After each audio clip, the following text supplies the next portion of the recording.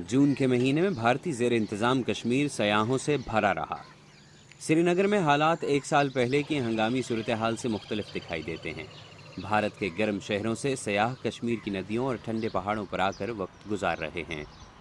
ताजरों का कारोबार बढ़ रहा है, लेकिन वो चाहते हैं कि उनका मयार ज़िंदगी भी बेहतर हो।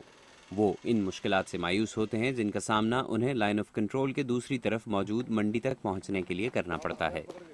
पाकिस्तान और भारत कश्मीर पर 2 जंगें लड़ चुके हैं। अब इन दोनों मुल्कों के पास एटमी हथियार भी हैं। 2008 में एतमाद की फ़ज़ा कायम करने के लिए दोनों मुल्कों ने कश्मीर की लाइन ऑफ कंट्रोल को, जो पाकिस्तानी कश्मीर को भारतीय ज़ेर इंतज़ाम जम्मू और कश्मीर से अलहदा करती है, तिजारत के लिए खोला। लेकिन उसी साल मुंबई पर दहशतगर्द हमलों के बाद पाकिस्तान और भारत के दरमियान तमाम ताउन मुअत्तल कर दिया गया।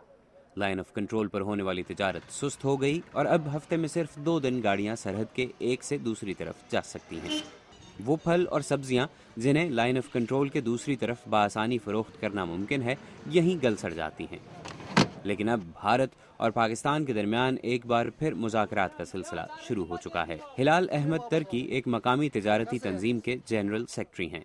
वो कहते हैं कि वक्त आ चुका है कि अब कश्मीर के दोनों तरफ तिजारती रुकावटों को ख़त्म किया जाए। तो हमारी ये चाहत है, हम गवर्नमेंट से ये पुरजोर अपील करते हैं, एक तो बैंकिंग का हो जाए, कम्युनिकेशन का हो जाए, और all item tradable item should be allowed, जो मार्केट की नीड हो। कश्मीरी ताजरों को सबसे ज़्यादा शिकायत गैर मुतवक्के तिजारती पाबंदियों से है। पाकिस्तान की तरफ से लाल मिर्च की दरामद पर पाबंदी ने इस गोदाम में साबित लाल मिर्च का स्टॉक इकट्ठा कर दिया है। वो कश्मीरी ताजिर जिन्होंने लाइन ऑफ कंट्रोल की दूसरी जानिब तलब पूरी करने का इरादा किया था, अब नुकसान बर्दाश्त कर रहे हैं।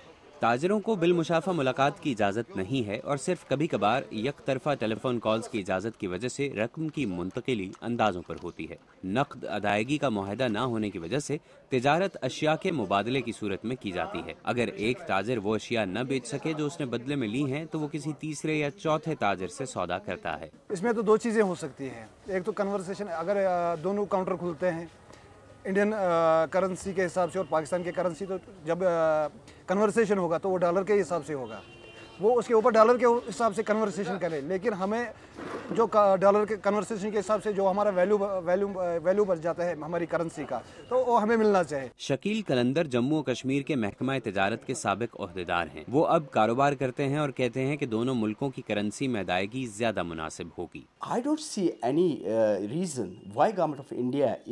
मुझे कोई वजह नजर नहीं आती कि भारतीय हुकूमत या पाकिस्तानी हुकूमत को एक बैंकिंग सिस्टम वज़ा करने पर एतराज़ क्यों होगा।